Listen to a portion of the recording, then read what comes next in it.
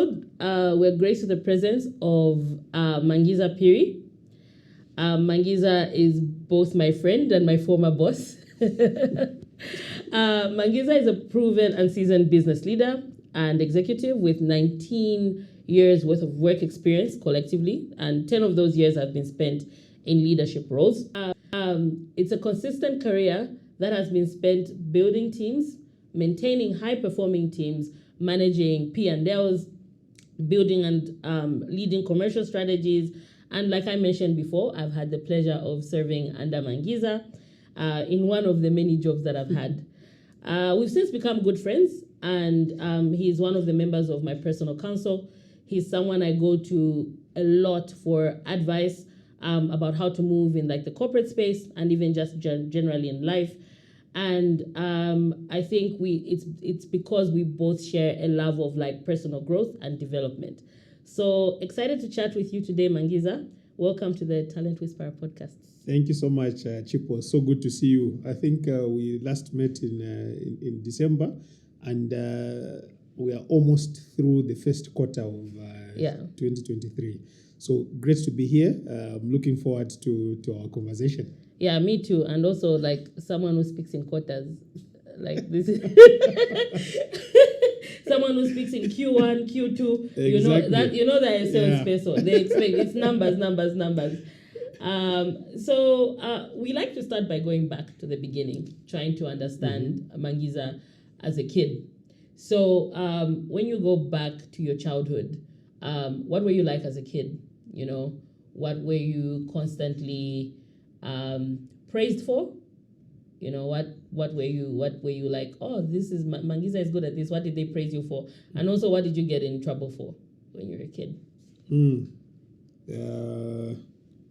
So one thing that I did not get praised for as a kid was my grades. My grades, let's say grade 1 to 4th grade, not great. I was extremely playful. So what I got in trouble for was being playful. I was one of those children that forgot that 5 p.m. I needed to be back home. So seated in front of the TV. You were dirty somewhere. So I was dirty somewhere until they start pulling out my friends from the playground. That's when I realized to say I should probably also be heading back home. And as a result of playing that much, I wasn't that focused on school. So my grades were not great. First grade. You were not passing number one. I was not passing number one. I was in the 20s. That was some late some late 20s as well. But I had also started grade 1 quite young. I was 5, and I think at the time 5 was young. I was typically the youngest in most of the classes that I was in. So part of that playfulness, maybe a lack of appreciation for school, was because I started out quite early. I remember in 3rd grade, maybe 2nd or 3rd grade, my mom had made the decision that I needed to repeat a grade. Oh, wow. But her young brother, my uncle Felix, is a teacher and he's just retired last year, by the way. He insisted to say he's fine. Give him time. He's going to be okay. He's just a bit young. But he's fine. He can express himself well. So that's what I got praised for. I was very expressive. I spoke well. So I got praised for that. But I was almost asked to repeat a grade. To repeat a grade because my grades were not great. And right on cue, by 3rd term, 4th grade, as my uncle had predicted, somehow I started to get it, and I right in the nick of time, because grade 5 is when it starts to get real. Exactly. By grade 5, I was even delivering some number 1s, number 2s. Oh, wow. What a transformation. Do you remember what happened? Do you remember what caused the shift, or it was just time? I think one of the big things that happened, there's a teacher that had a conversation with me. So one of those times that you flunk and you're not fazed about it. You know that you're Yeah. going to be in trouble at home. People are celebrating But- their good grades. but you're not you are fazed. used. Yeah, you're used, but you also just don't get what the fuss is about. So this teacher called me. I remember, I think her name was Mrs. Kaoma, back at Chinduin Primary School in Kabwe. So she calls me and she tells me that if only you paid attention and you did your work seriously, you are far ahead most of your colleagues in terms of your understanding of the way you speak. So if you just paid attention, gave this a bit more effort, you would do so much better. Yeah. It wasn't even a long conversation, but I think that just changed something in me. And I remember fourth grade, the last term, I moved up to number 6 in class from the 20s. Yeah. And by grade 5, term 1, term 2, then I was number 1 or 2. So I think the big change, apart from the constant effort by my mom at home, was that conversation by that teacher, who I think she just believed in me and what I could achieve. Yeah, I find that, like, I've come across that with most people. Most stories is that when you just have a teacher that sees you, whether it's grade, when you're younger or high school. I think even for me, it was a teacher that saw me in high school. My chemistry teacher. I found I was not, like, I was also just coasting in school. Like, I could just pass. Yeah. But she had a very, she probably doesn't even remember, but she just told me, since we're mentioning names, her name, we used to call her Madam Monga from Kasisi Girls. Hi, Madam Monga, if you're watching. She just told me one day, like, you're good at this. Like, you're good at this, and I like how you do your work. I like how you present your work. I like how neat your notes are. And it was only my chemistry book that was, because we're also scared of her. So it was only my chemistry notebook that was neat. But the minute she said that, it changed my attitude towards, like, all my school. Yeah. Like, I just got neat in all my, and I just started to pay more attention. And I think it's teachers that, like, when a teacher sees you at whatever point in your schooling, it can be very powerful. Absolutely, because what the teacher says at a certain age, that's the truth. Some things, it doesn't even matter what mom or dad says. Yeah. Teacher said this. Yeah. So because teacher is teacher. So that dose of recognition from the teacher, I think one of the game changers for me. Yeah, at least in my. We should pay our teachers more. We should. I agree. So let's go to grade, like high school. You're in grade 11, grade 12. At that point, there's the pressure of what's next. Where was your head at? What were you thinking about? What were you hopeful for? Were you just trying to pass? Had you already started thinking about what you wanted to be? What was that like for you towards the end of high school? Yeah. So by grade 10, I think the focus was quite strong. I had a very good idea of what I wanted to do. I was quite good in math and the sciences. So that naturally seemed to point to a career in science. In my 12th grade, I was actually the president for the Jets club. Nice. Yeah. So I used to go for some Olympiad tests. Which ones did you write some? Did you ever? I did biology and I did mathematics as well. Yeah. The Olympiads, the smart ones. Yeah.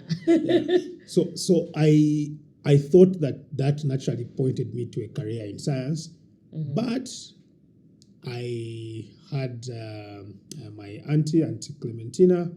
That was somebody I looked up to for some time, for a long time. Yeah. She was an accountant. She was working for KPMG then. So the commercials or the accounting profession in particular, because of her, also looked quite appealing. And Yeah. I had a real data point, if I may use that real word. data point, yes. I had a real data point Yeah. that a career in accounting could be quite quite good, because I could see she was soaring. She was really doing well. So my strengths were pointing towards science, but in terms of mentorship or the person that I was looking up to, Yeah. I had an eye on accounting, and I used to do accounting, principles of accounting in high school as well. Yeah. So I also had the knowledge about that.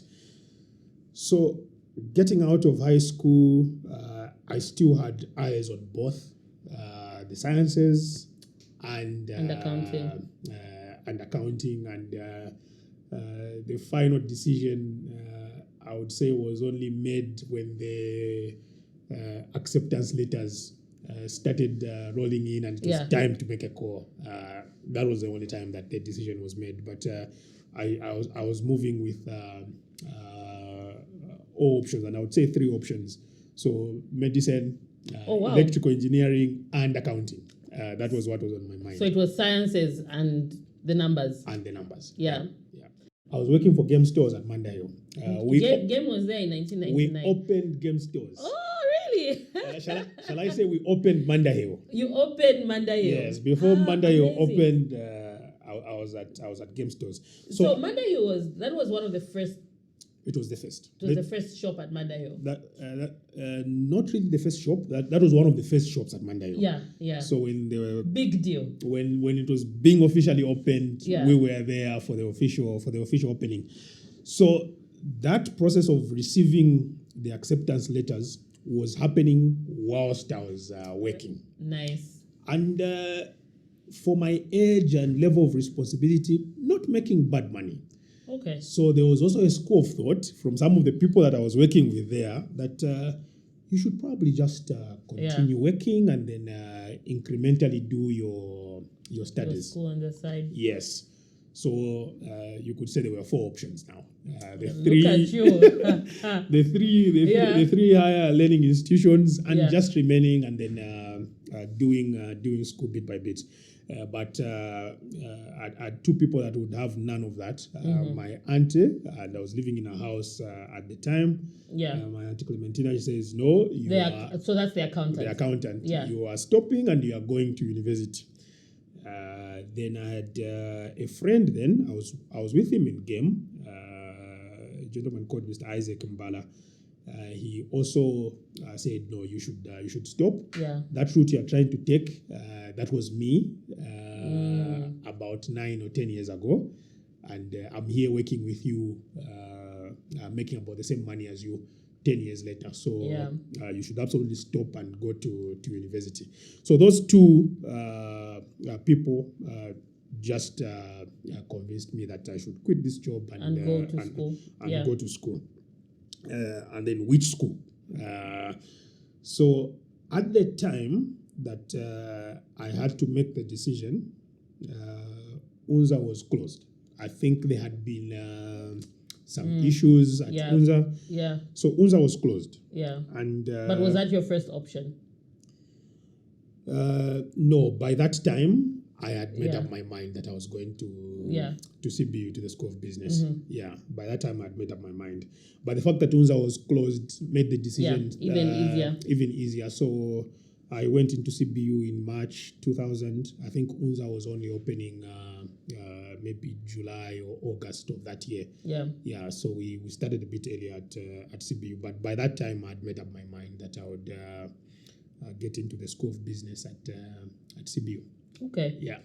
Okay, and so your career is your type of career is one of my favorites, where someone starts out thinking that they're definitely going to be one thing. So you started out, as an accountant, right?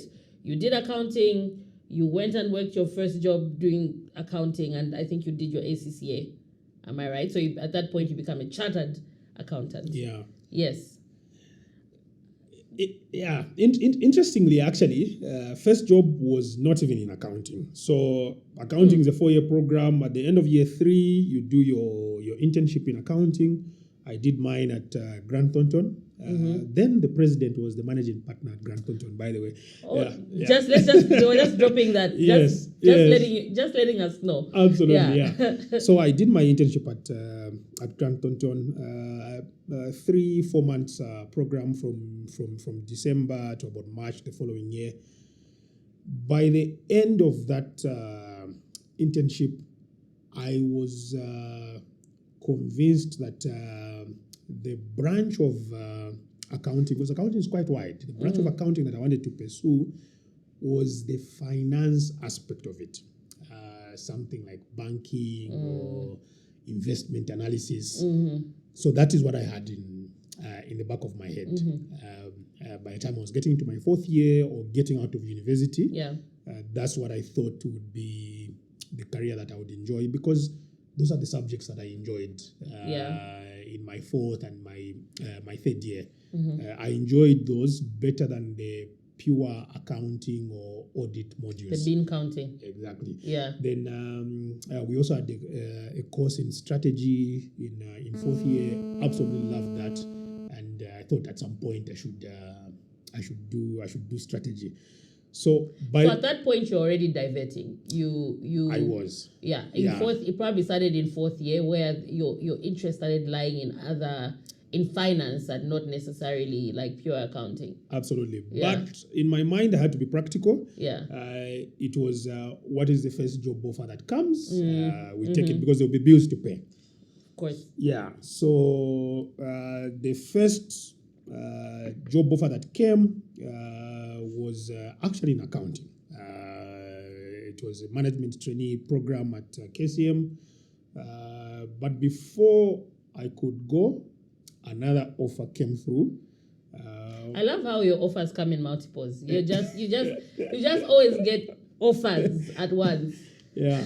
So another offer came through. Yeah. So within the same week, I had 2 very solid options that I was chasing, and the other offer was in exactly what I had been hoping for.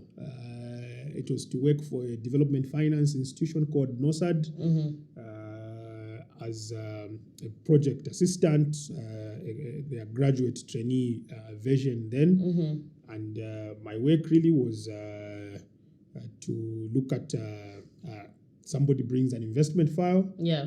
I would be the first person to look at it and then pass it on to a more senior investment officer if we think that it has merit. Yeah. So despite the NOSAD role having been a 1-year contract, because NOSAD said we're going to give you a 1-year contract. Yeah. After that, we get another person. The aim is to give fresh graduates a year of experience, and then after that they go off we get another one. Exactly. Yeah. So I picked that over the permanent job at KCM because it was pointing to what I thought I wanted to do. So I started out actually in finance or banking, if you want to call it that. Yeah. And after that, into Standard Chartered in banking. So I have not really worked in an accounting department. Yeah. Despite the degree in accounting and ACCA, but you can't ask me to do a trial balance now. I know the theory, but I wouldn't be able to produce it. Yeah. I'm saying like I know what a trial balance is, but like now when I look at that, right? At that point, you have a 1-year contract this side, and then you have something that's looking a little more permanent on the other side. But at that point, did you know you were risk-taking? What was the decision process making like? Were you always that person that picked roles out of like interest and your gut? Or, because you started off wanting to be practical, but you ended up picking a 1-year contract, which was not offering you that security, but was more interesting, like in your, young 20-something mind. What was the decision-making process? Like, was it just like the interest in the job? Was it your gut telling you this is the way you should go? I would say a bit of both, Chipo. Yeah. So it's both the interest in the job. This is what I was dreaming of. I wanted to end up in finance and in a bank, and it comes, it's on my table. Yeah. Secondly, I was thinking that I'm still young. I'll go in, start doing my ACCA immediately. Yeah. I'll finish it. By the time this 1 year is elapsing, I'll have 1 year experience on my CV. I would have moved. I would be minimum in my finals for ACCA. So I was comfortable that my prospects would be okay. I don't think I sat scratching my head about the size of the risk that I was taking. Yeah. Maybe I would now, Yes. looking at the responsibilities that you start carrying over the years. But then it wasn't a big deal. It was not a decision that took me a lot of hours to make. My gut and then my interest in what I was being offered, I was sold. I didn't have to think about it for too long.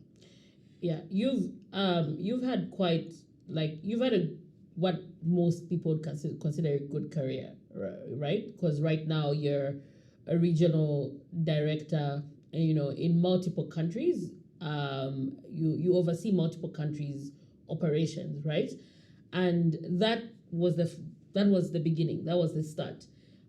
From then till now, I'm curious, when you look in hindsight, that kind of decision making, and this is like someone who has been like in the area of jobs, not just HR but jobs.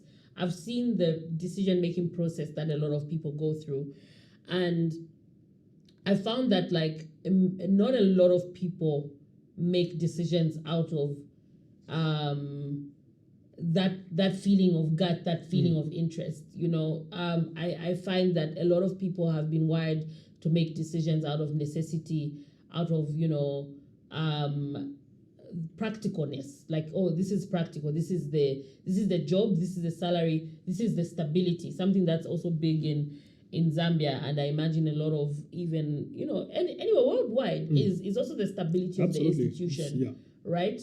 And even then NOSAD versus versus KCM at the time, the mines, and being someone who studied on the copper belt, I imagine the mines were like, the mecca of job hunting. So how much of that, like when you started there, at that time you probably couldn't properly articulate how you were making the decision, interest, gut, and all these things.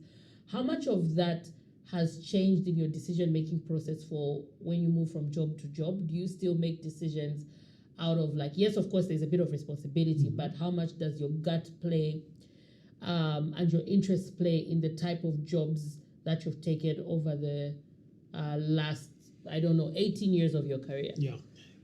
It has not changed. It's the same. When the move is for me, I feel it. And that is my gut.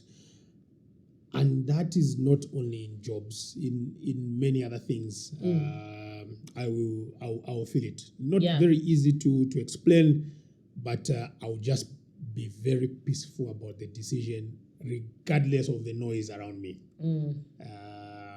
And I'll be okay to take it. So I think one of the things that I don't struggle with is making a decision quickly. So I'll make the decision quickly. I'll still weigh.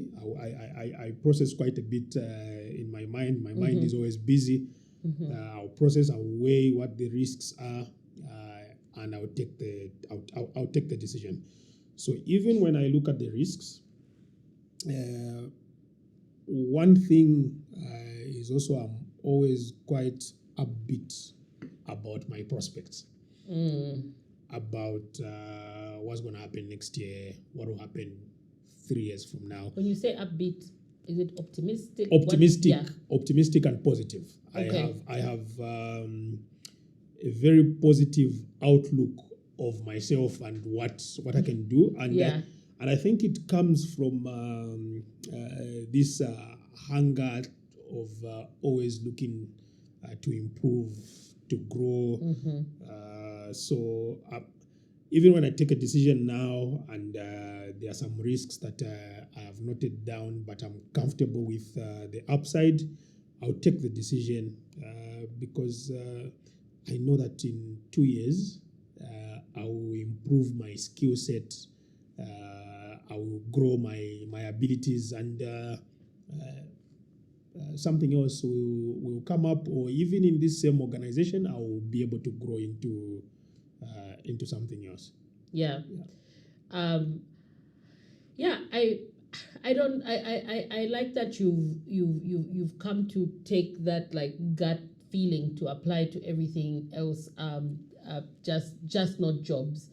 I think it's, I don't know if there's been enough studies about it, but I think it's something worth exploring a lot more for anyone like even watching, is how much your inside, how much your gut feeling plays into like decision making, and how much that piece, whenever you make a decision and the piece follows, it's normally the right decision for you, as opposed to making a decision that isn't necessarily your decision or goes against that your gut feeling. Have you ever taken a job that was going against your gut feeling? No, no, I haven't. Yeah. And I've had times where I've had to make a decision between two places, and I haven't taken a job that I would say was against my gut. When I look back at all the places that I've been, the people that I've met, the things I've learned, it all makes sense. All the way from game stores. All the way from game stores. Yes, all the way from game stores. I can say that in this season, I met this person. This is the impact they had on me. I learned this. This is the way I use it. So I guess I've had a privilege in that I can't say there's a job that I've taken that has been against my gut. Of course, each of them has had challenging times, difficult moments to navigate. But overall, when I look at the experience, looking back, I think all the decisions they were in line with what my gut was telling me at the time. Yeah. Okay, so I want to talk about leadership, because that's something that I think not only do we talk about a lot, but that's something that I also just admire about you, in terms of just how one of the things that you brought up before was also your decision making, like your decision making ability, your leadership skills, and of course your role, your career has taken you from game stores to being like the generalist that you are today, where you lead different functions, you lead different teams, right? So leadership, I personally believe leadership is a call, right? Like there's people that find themselves with big jobs and big titles that are not necessarily leaders or called to be leaders, or have heeded the call to become a leader. I don't think it's about a title. And I think it's like a decision you make to lead people. The ability can be there, but you have to make the decision, right? Because it's like it's an office you kind of go into, right? So when I think for your personal journey, when did you discover you were like a leader? And when did you, because I feel like discovering that you're a leader and you've got leadership capabilities, and then accepting that you're a leader are two different things, right? So when did you discover that you were a leader? When did you start to think, I think I've got something? And then when did you accept and say, you know what, I actually have it. I can actually lead big teams or lead, people. Yeah. It's both me accepting that maybe there are some abilities that I have, but also other people seeing you and giving you the nod that I think you can do this. Because for some of those roles, there was probably somebody who is in the role, and they're looking at grooming a successor, and they come and say, "But I think you should stand." For example, the elections at the CASC CBU, you were nominated from your hostel. So the hostel put forward some names of people who would be put up as candidates, and I won the election. So that is the community giving me a nod. That's someone seeing. That's the people around you seeing you. Exactly. Yeah. The one at Zika CBU, it's some of the people that I still call mentors and friends now that were in the executive then, giving me a nod, telling me, I think you should run for this office. So that coupled with giving yourself a pep talk that I think I can do this, you kind of jump in.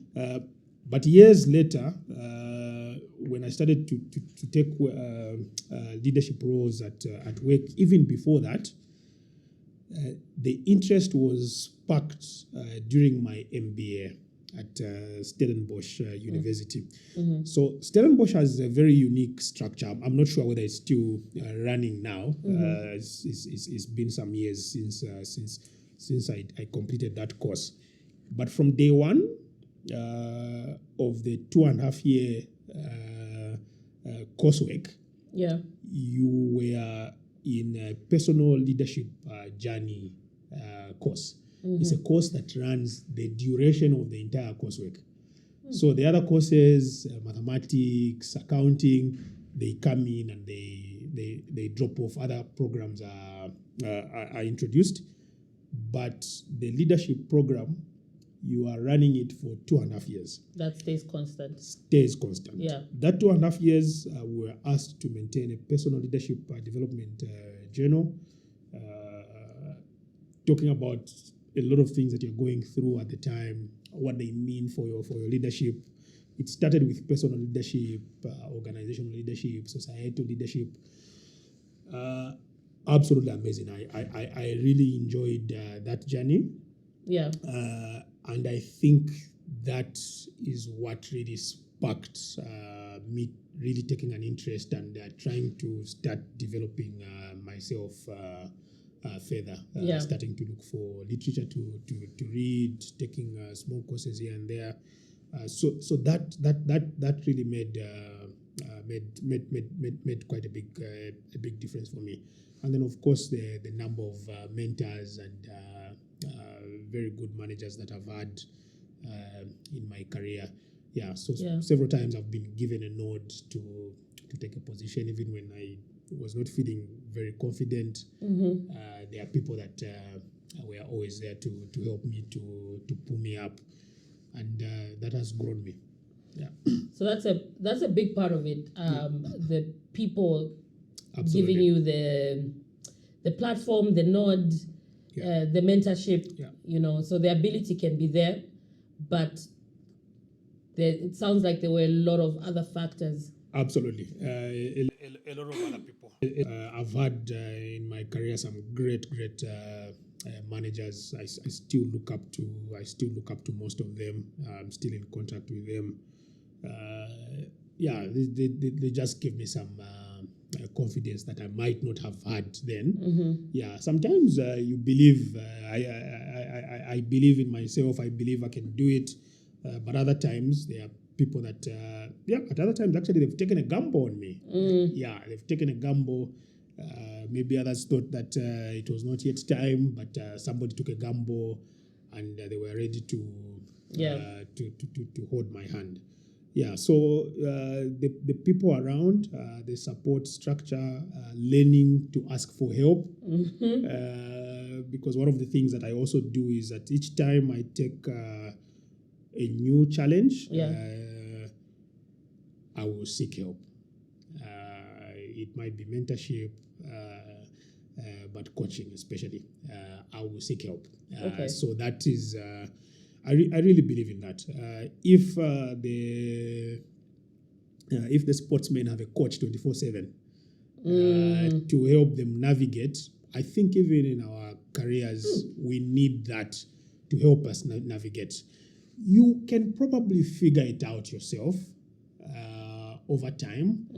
But if we can reduce that time, say from 6 months to 3 months, because there is a coach, there's somebody you can bounce things off, you should absolutely take that option, because that 3 months will make a difference.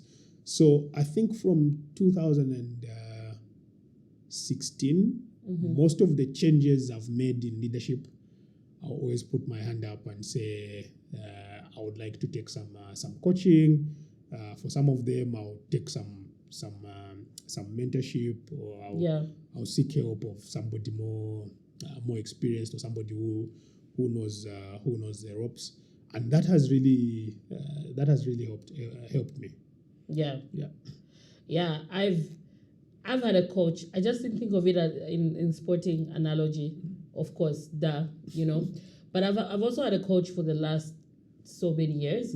I don't know why. I know it's obvious that it's the same thing with athletes and sportsmen, but you're so right. I think there's, and I'll disagree with you a bit to say some things you'll figure out yourself. I think there's a lot that is hard to see yourself, and there's a lot that's like, no matter how hard you try, we've got blind spots. There's some stuff you will never see. Yeah. And I've been reading a book. I've struggled to finish it, by Seth Godin, called the Icarus Deception. For the first time, Icarus is the guy who flew close to the sun. Yes. Yeah. For the first time, I've actually seen somebody classify leadership as an art. I've always thought it was. I consider myself creative. So I'm not creative like an artist or something like that. But I've always considered myself creative. But this time I actually see Seth Godin calling leadership an art. He's putting it at the same level as painting, as sports. He's calling it an art, and he's saying that is the frontier that we need to be tapping into, the arts. This is the generation of the arts. Yeah. So if it's an art, and a painter needs a coach, a sportsman needs a coach, you should probably get a coach as a leader as well, I think. I'm going to look for that book. I'll ask you about it after this, because I've never thought of leadership as an art. It just feels like sometimes feels more like a science. But and speaking of, you just mentioned that you consider yourself creative, but you're not creative like an artist. But I know you play the guitar, right? I do. Yes, and I know you were in the choir, even at CBU, and so you are creative, actually, right? If you have interest in those are the ones that are properly considered the arts. Yes, right? those are the proper arts. Yes, I think I don't look at myself that highly in that vein. I play the guitar and the keyboard, actually. Okay. Yeah, I can play the drums as well. The African drum. Really? Yeah, I used to play that in the choir. How do you not think you're an artist or like a creative? I have not made sufficient progress in that. I have not dedicated enough time to practice and really improve that craft. The ambition is there to improve, but I have not dedicated enough time. So you won't see me considering myself very highly amongst the guitarists or the people that play keyboard. But that side of me, I think, is there, and it comes even in my work. How does it show up? Because that was going to be my question. How does because I know you might not have put in the 10,000 hours, but it's still there. It exists. You've even pursued it. A lot of us haven't even gone to. This is the first time I'm starting to pursue my creative side, right? But it doesn't mean it didn't exist. Doesn't mean I'm not creative or not an artist. So for you, it's there. You've even explored it to some degree. Yeah. So how does it show up in the day-to-day? How does it show up in the boardroom? How does it show up in your leadership, in your work? And does it make you, do you think it adds a certain je ne sais quoi? It adds a certain edge to your leadership? I think it does. The big thing that it does for me, when there's an issue on the table or there's a problem, if I'm in the right space,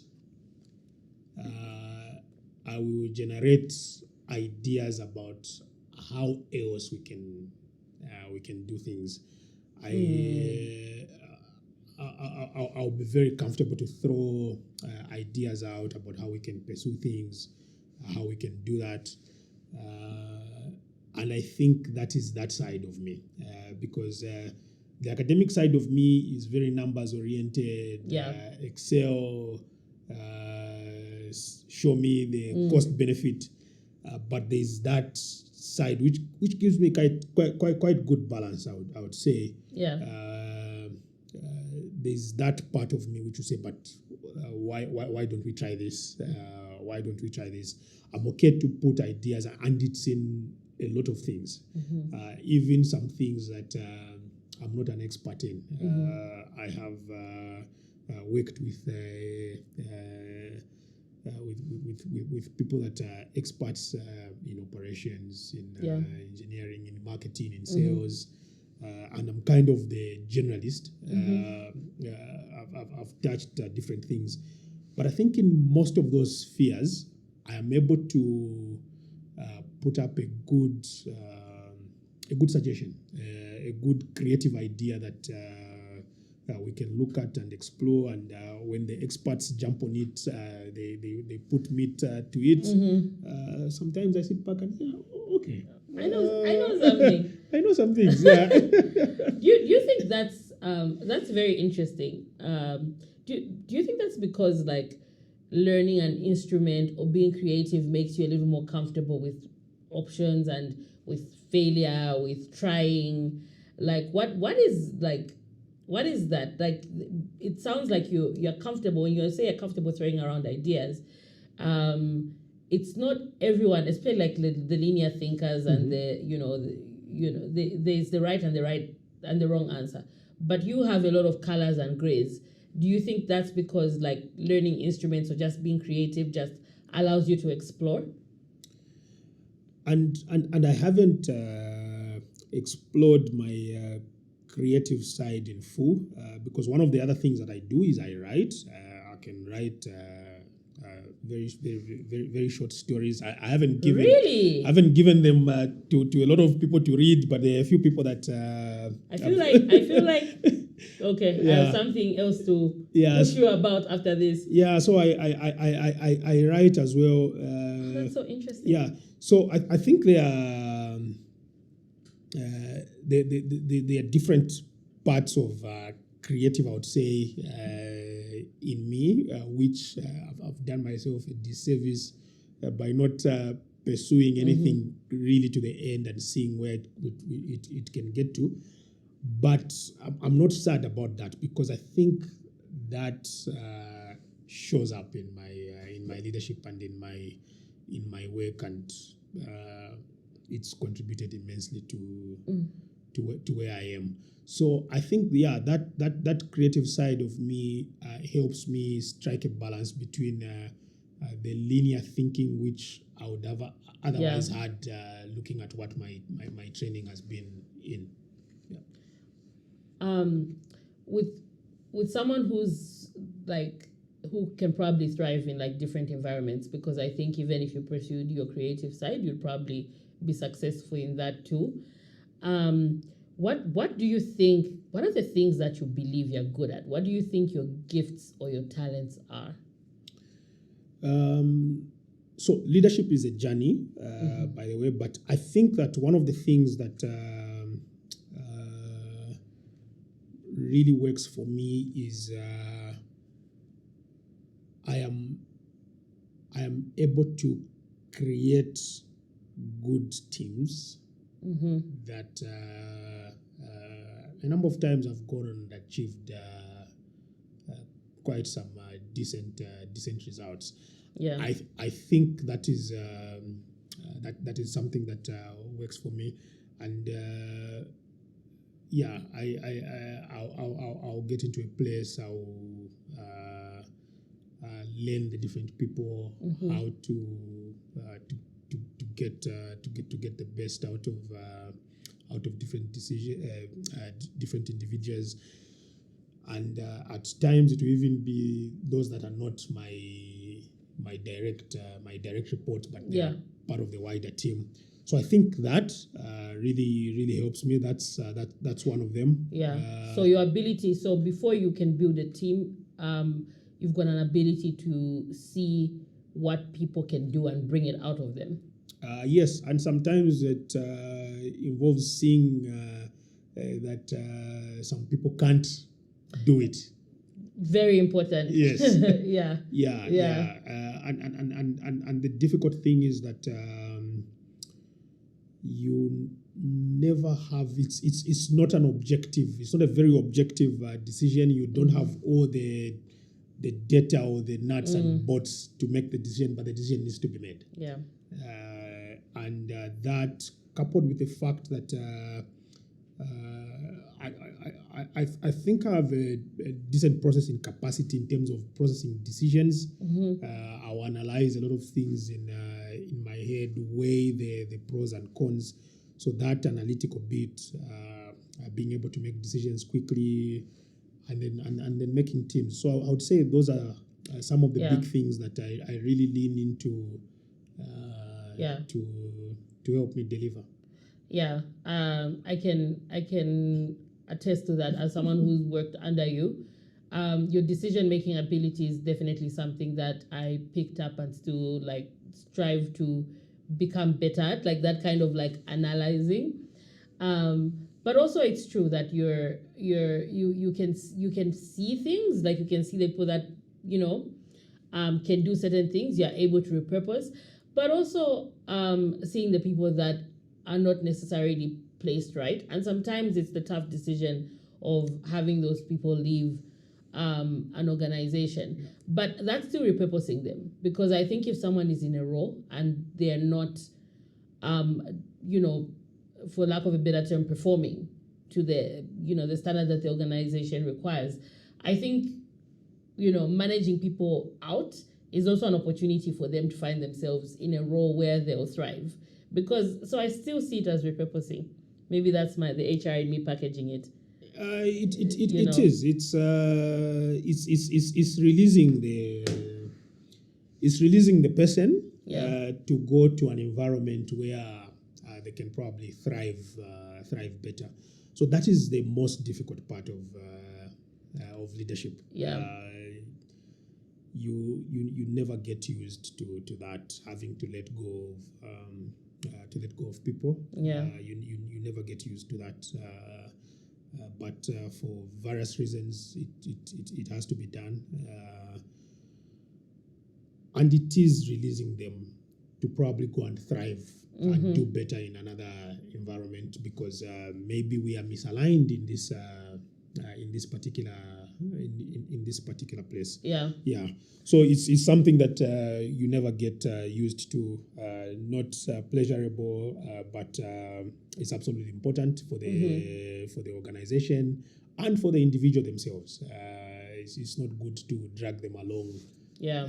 When they're in an environment where they're not being their best. Yeah. I don't think for whatever reason, I don't think I'll ever get used to letting someone go. And I think it's important to not take it lightly. Like, no matter what someone has done, even when you're letting them go because they committed some kind of gross misconduct, I think we should never take, when you're a leader and you're in that position where you make decisions like that, I think you should never take it lightly to let someone go, because jobs are livelihoods at the end of the day. And if you get to a point where you easily fire someone without weighing, that kind of decision, and it being a bit heavy, it's my personal opinion that you would have lost something. No, you should. I think you should be. One of my managers, as always said, you should be kind. In that moment, there's absolutely no reason to beat somebody that is already down. Yeah. So you should be as kind as possible. In that moment, it's a difficult moment for them. Even if they've stolen, in a weird way, they didn't hope to get caught. They thought they could get that advantage. True. Now that they are caught, they will be sad still. Yeah. They'll be sad. They'll be down.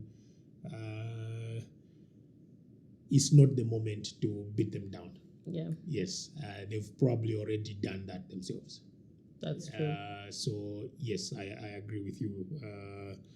As leaders, it's a big responsibility, and that's something that is important to remember. Yeah. Even if they have stolen, they've got caught. Most of the times, sometimes you will run into somebody that is arrogant even as they are leaving, and but most of the times they've probably done the beating themselves. Yeah. So there's they probably regret it more than you. They regret it more than you. Yeah. And there's absolutely no need for you to add to that load. You still find a way to let them go with some dignity, some kindness. Yeah. So one of the reasons I really enjoyed working under you, being your direct report, was how intentional you were about gender equity, and even just like managing women or learning to manage women. Like, we had countless conversations, and you asked lots of questions. And I've also come to learn that not every of course, majority of people in leadership positions are men, and not every man is not every man is intentional about learning how to manage women. So where did you get the sense of even like where did you become so acutely aware of, first of all, the fact that there was an imbalance, and secondly, when you started to ask questions, for me, I'm sure you've asked a lot of other women questions, but when did you realize that, like, also managing men and women you needed to take a different approach? You couldn't treat it the same, and maybe let me start there for now. So like, why were you so intentional about it? Like, what was that realization that this is not an equal playing field? And then secondly, also learning that men and women, like, as much as we are all people, like, it's important to manage us differently. Yeah. So I struggle to find exactly when that happened. I think it's over a period of time. But one thing I've always known, I've had in most of the classes that I've been from primary school, actually, some very, very smart girls and ladies that I've been in class with. In fact, a number of times we've been training the ladies in those classes. My accountancy class at CBU is one of them. So already that creates a baseline that they are as smart. Yeah. So there might be fewer. In my accounting class, maybe there were 6 against 30 or 40 guys. I think the ratios have improved now, but they are smart. They are really smart women. They are capable. They can deliver. And I've worked with a number of them. But the opportunities have not been that many. So I think over time, I just started to think to myself that when I'm in a position to change this or to improve this, when I'm in a decision-making position, I thought it aligns with my value of being fair. One of my values is to be fair. So I think it aligns with being fair. To give the opportunities. By population, it's almost 50-50, men and women. So we should work towards making that parity show in the workplace as well, at different levels, not just at the entry level, but even in leadership and decision making roles. So our thinking and our perspective of things as men and women is different. But I think the winning formula is to have both. Is to have both on the team to benefit from that diversity, that difference in views. And it sounds like it comes out naturally with you, but I think I've seen that not a lot of men or male executives sometimes share that or are aware or even want to admit. I think I've had plenty of conversations where I feel like they choose to be blind to the lack of opportunity or even parity, right? And I guess I can't, as someone who I think has been in the position to elevate women, and you have, I guess I have to use this opportunity to also just put you on the spot a bit and ask you to give your colleagues, other male executives, what advice would you give them, especially the ones that there are some that I also feel fear promoting women. Because they believe women come with extra responsibilities, women being the caregivers, women being the mothers and things like that. They don't think women will give as much or will be as committed as sometimes men in certain jobs. So what advice would you give them following the experiences that you've had working with some strong, women? So the benefit of having a diverse team, even by gender, it's immense. One of the things that most men are not strong at is let's say expressing emotion at work, and there are situations when you need that. You need that. There are messages that need to be communicated with emotion, and you probably struggle to get me to do that. Yes, but if you have if you have a lady and she buys into that communication, she would do that much better than you will ever do. So the benefit for me is immense. That point on baggage and caregiving. So we all have mothers. For me to be raised, my mother needed to be given slack at the job. She needed to be given maternity leave. When I fell sick, she needed time off. I have children and I have a wife.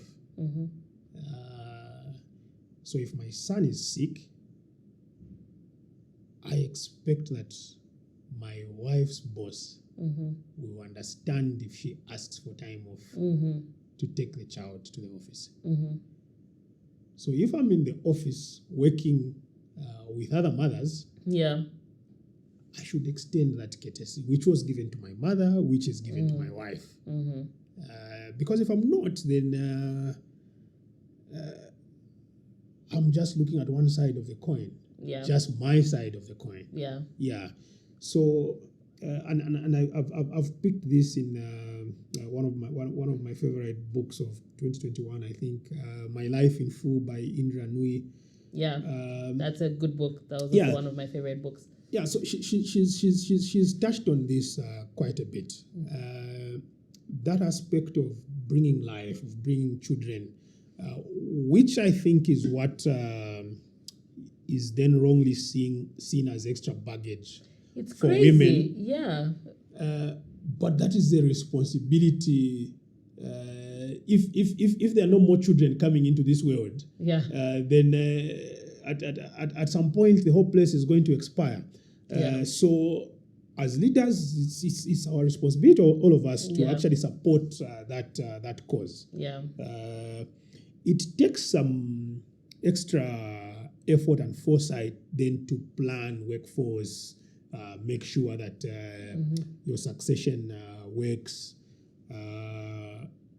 But I think it's all worth it. Yeah. Because in Africa, we are now looked at as the big growth frontier of the world, because we have a thriving young population. Yeah. Yeah. So the people that are the primary caregivers for that young population, we should continue to support. Yeah. Because that is why we are looking attractive as Africa now. Yeah. Because we have a young population. Yeah. Yes. So in other parts of the world, the birth rates have gone down, and the population is aging, and it's a crisis. Yeah. Yeah. So as leaders, as decision makers, it's not the job of the government only. So the government will set the policy, but the execution, even me, even if I'm not in government, Yeah. My small area of decision making, I have to embrace that and do that. Yeah. It's also courtesy that has been given to me. It's courtesy that is given to my wife, to my mom. So I think it's the right thing to do. Yeah. It's not only good for you, but it's the right thing to do. Yeah. And aside from that, I think we've actually, like, it's beyond our jobs. Like, when you now put it that way, especially when it comes to women being able to thrive in terms of, like, okay, in terms of their careers, right?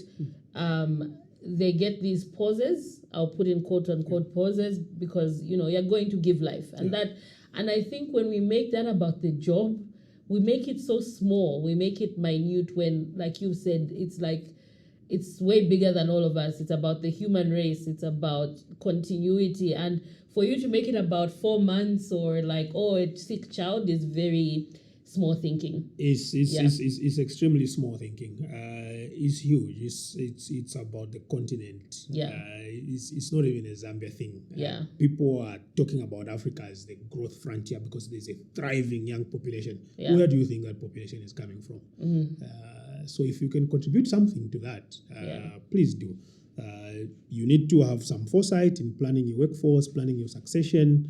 When that happens, but I think it's a responsibility which all of us leaders, women and men, we should embrace and look at.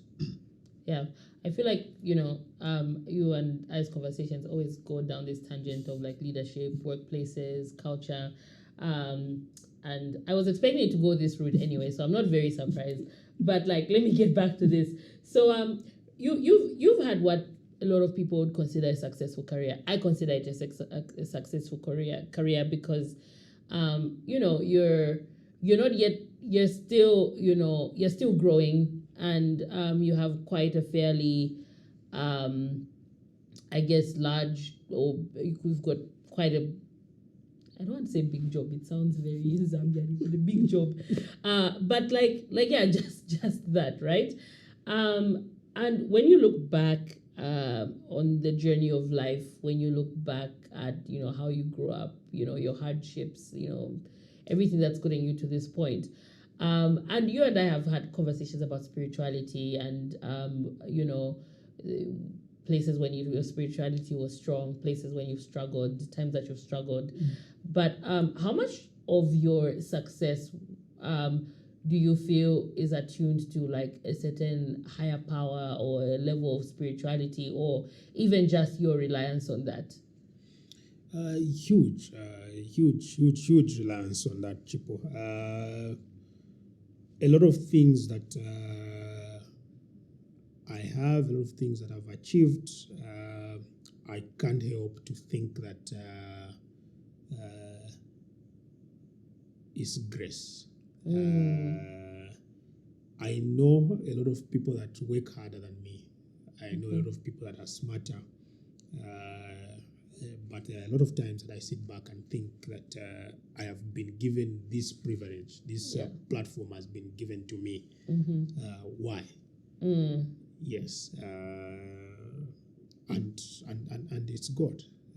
It's God. So a lot of what I've achieved, my journey, I can't ignore the providence of God through that. I've not always been the best of Christians. Faith has been shaken here and there through, I think, like most people. But I cannot deny that there's providence. There's somebody that I go to when I have no answers. I can go back and try to tap into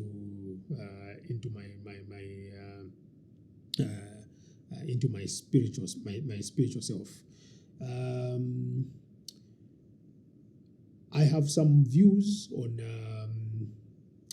the way, particularly maybe with social media, with things being a bit more practiced. I don't agree necessarily with the way that we've practiced Christianity in certain circles. So that I would say at some point destabilized me because there are some things then you hear of people that you looked up to uphold a certain standard, and you hear that they haven't. Whilst the teaching is that you should not follow another man. But you can't help but reference that or think about it. So I would say maybe at some point that destabilized me in terms of actually seeing what goes on behind the veil in some things. There are some things that you see. Their theft is strictly taking advantage of people. So there are some things that I don't agree with the way that we are starting to practice our Christianity. I don't know whether it's starting now or it's always been there. But it's a bit more prevalent now. Maybe because of access to information. So that at some points has raised questions in my head, but I've grown up in a Catholic home.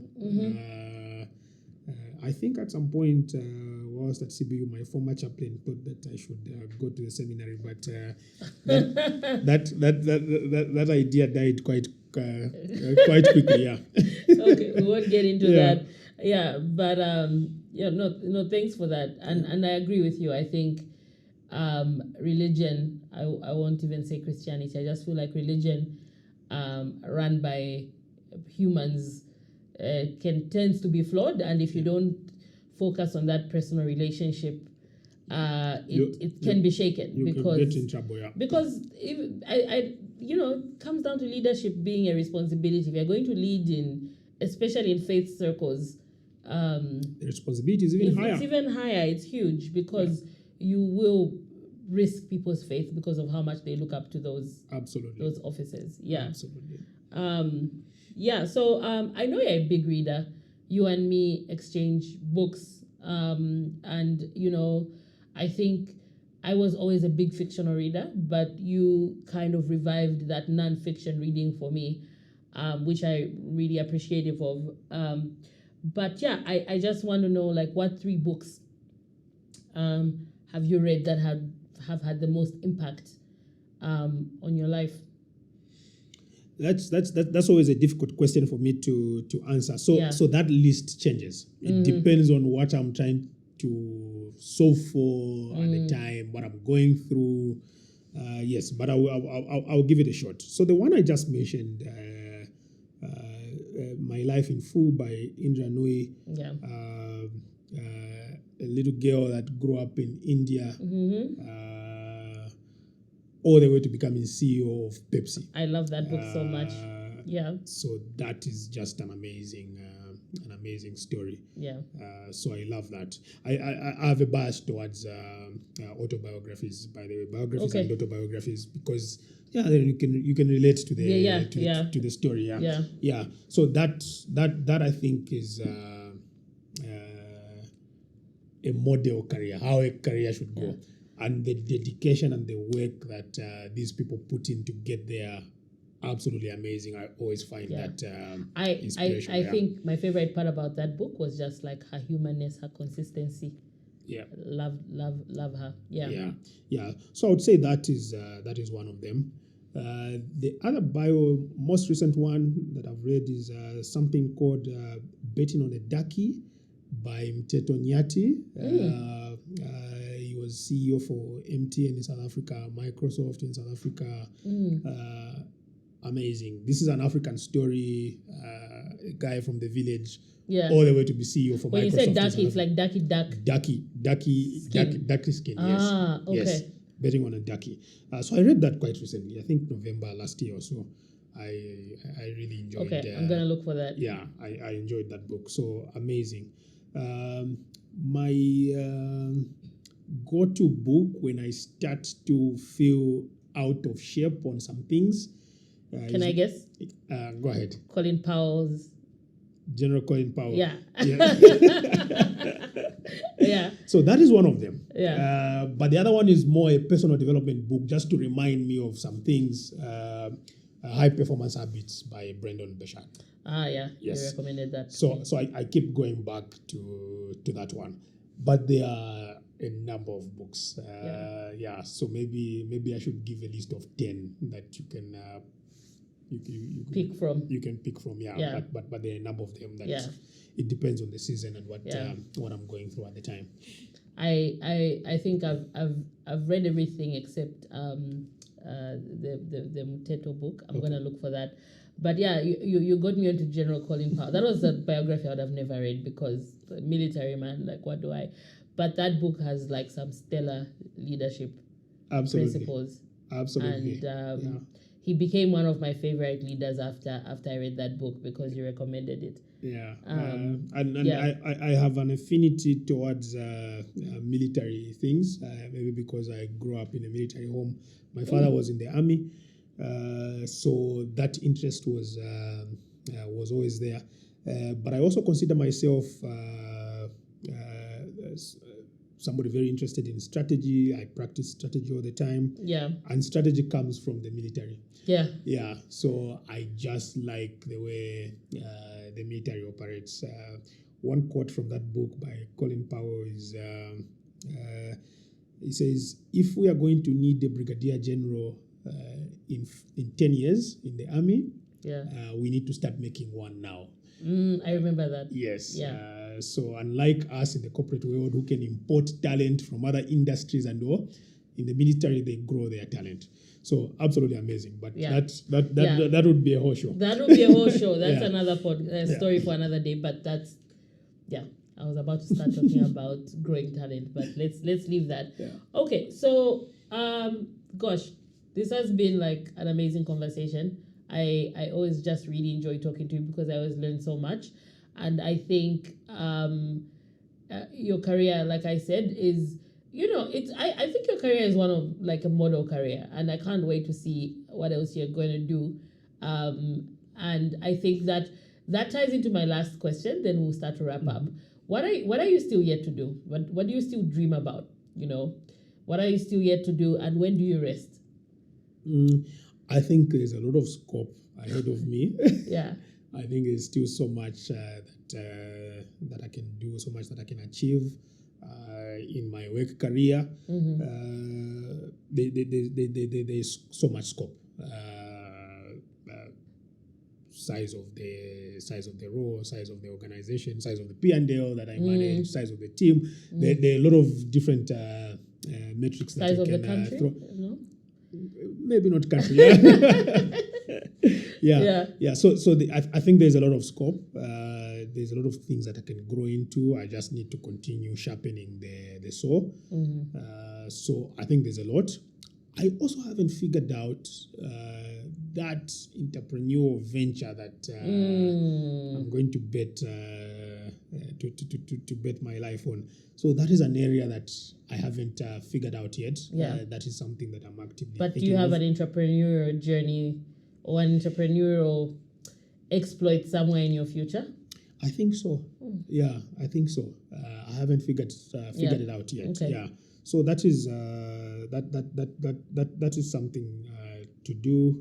I've spoken about the creative side of me that I haven't explored. Yeah. I think I would like at some point to play bass guitar in a band and DJ. Let's do it. DJ. Yeah. Bass guitar and DJ. I won't tell that story of the place where you DJ. Yeah. So I would like to do that. And when do I rest?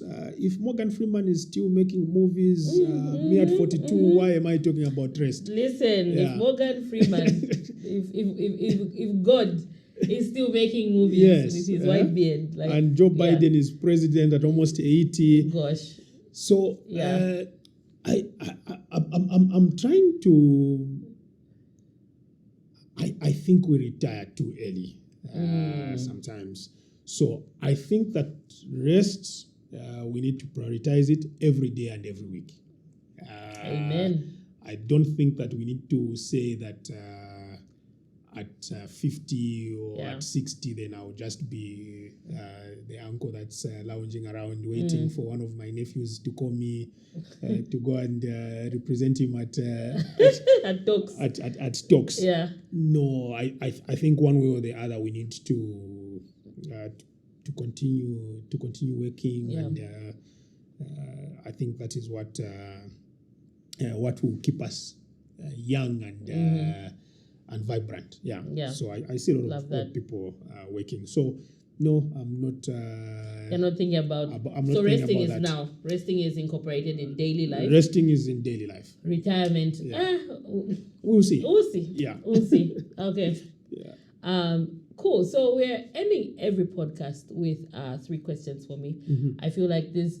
It just doesn't feel right that I just interview. I think it's the interviewer in me, right? Yeah. It just doesn't feel right that I interview someone and at the end of it, there's just like nothing from them. So we're ending it with 3 questions for me. If you can manage 3 questions, if you can do 1 or 2, that's also perfectly fine. So Mangiza, do you have any questions for me? Yeah, naturally. So I know you to make very big moves in your life and in your career. Yeah. Maybe it's in 2 or 3 year 3 year cycles. Yeah. What is Chipo doing in 5 years from now? That's a good question. So in 5 years, I hope to have more than one entrepreneurial venture. I have the HR consulting, the recruiting, but I also want to go into media and publishing, and so media, things like this, podcasts. I would love to go into entertainment, podcasts, movies. I would love to do movies or, I don't know, TV shows. Okay. So go into production of that. I can see how that will work. Yeah, I think the energy and the flair is there. Yeah, I think so. And it's like been a secret dream of mine. So if it can grow to media, publishing, I love books. And I think the quality of, I'm starting to see books come up, with great quality in terms of like from the writing to the editing to even just how the book is distributed. But I would love to be a part of that. I would love to start to give writing a dream. People with short stories. I used to write short stories as well, but I know so many people who write but don't have the dream is not valid because they didn't have an aunt. Like, sorry, remind me her name. Aunt Clementina. Like Aunt Clementina. They don't have an aunt like Aunt Clementina to look up to and say, I can make an amazing career out of writing. So I would also like to be a part of that. So we are having, in 5 years, we should have the semblance of an empire starting. Yes. I love it that. should start to look like an empire in 5 years. Fantastic. If it's not an empire yet, but I think in 5 years we should be like, yeah, she's on her way. Yeah. Okay. No, that's great. We spoke a lot about women in leadership, and you've held a number of positions in leadership, country, global roles. What is your advice to that young lady, 5-6 years in her career now? Yeah. What is it that they should be focusing on doing to get there? Yeah. So I think we focus a lot on some of the more practical advice, like, oh, this is how you should show up in a boardroom, make sure you advocate for yourself. There's a lot of those, types of things. And I think they're all really important, even negotiating for your salary, etc. There's so many things and they're important. But the one thing that I wish I learned earlier was that I bring something to the table. That those voices in my head, the way I think, you were talking about, how you analyze and you feel free to give ideas. Even when it doesn't sound like the most well put together, smartest thing, it's your idea, it's valid, it's come from wherever you are, as long as you're in that room, it means you're supposed to be in that room, and it's come from a really well thought out, smart place, to start to trust that earlier. I think I spent too much time doubting my ideas and my thought process, doubting how I think and how valuable those things that come to the table are. So a lady 5 years into her career, I would say they should start to trust their voice, that voice that's inside, and not necessarily that voice that's always packaged outside. Just the way it comes, the way that thought comes, is the idea that's needed to solve that problem and to bring in like innovation, ingenuity, and to start finding your identity as a leader. So it's something that now I'm like, we should learn to teach this more, because I think once you learn that, once those ideas are picked up once, twice, 3 times, and that confidence comes, the sky becomes the limit, and all these other things kind of start to fall off, which are just like parts of that. So that voice in your head is is real, it's valid. It doesn't sound like everybody else's voice because it's not supposed to. Yes. Yeah, and don't shut it up. Don't shut it up. It's not supposed to sound like everybody else because they are not you. So now when I've got an idea, even when and I've found that the more weirder the idea, the more it's a new way to look at a problem. Absolutely. And we solve big problems like that. So that's the advice I have. Okay.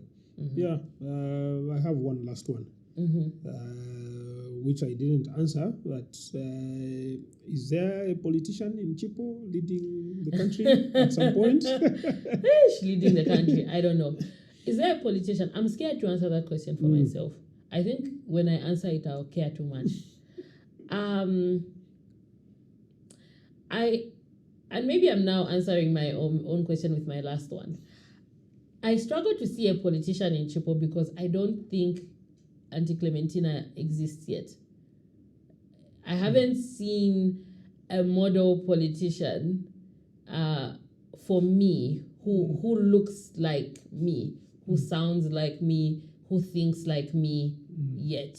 So everybody just doesn't look relatable. So that because of that, it doesn't feel like... You're looking for a role model. I'm looking for a role model. I'm not saying I would not be a politician. I'm just saying I'm scared because I don't know what type of politician I would be because I don't fit the mold yet. And maybe that's a good thing. I don't know. So the answer to that is that there's possibly a politician in Chipo, but she's probably scared because she doesn't know what that would look like. because when I look around, I don't see role models. Okay. Yeah. Fair enough. Yeah. Fair enough. All right. Okay. Oh, we did it. So thank you for coming, Mangiza. I absolutely enjoyed this conversation. I aim to do more than 100 episodes, so I hope you'll be back and we can talk about things that, we didn't have enough time to talk about today. So thank you so much. And yeah, this was good. Thank you so much, Chipo. As long as we can find the time and sync my calendar, which has got extra complex now, but I absolutely enjoyed to be here, and I'll be happy to come back. Thank you. Thank you. Thank you so much for tuning in. If you enjoyed this episode, please make sure you like and you subscribe to this channel. Thank you.